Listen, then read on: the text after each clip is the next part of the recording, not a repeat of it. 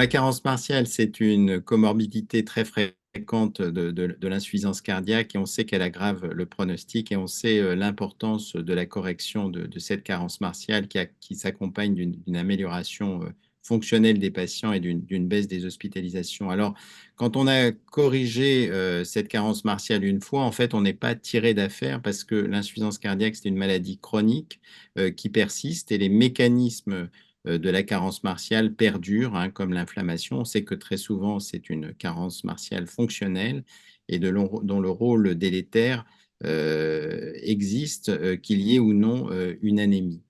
Donc, en d'autres termes, ça veut dire qu'il faut surveiller son patient, il faut recontrôler le bilan ferrique régulièrement quand on suit le patient.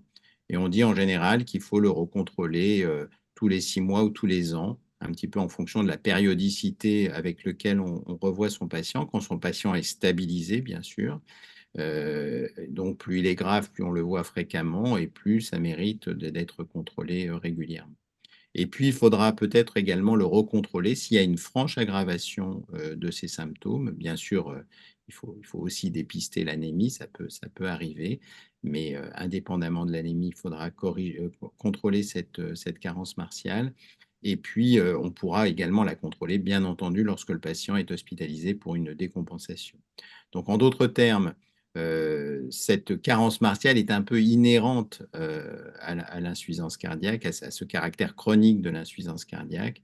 Et donc, ce n'est pas parce qu'on l'a corrigée une fois qu'on est tiré d'affaire. Il faut savoir la recontrôler, la dépister à nouveau, et si elle réapparaît, la corriger.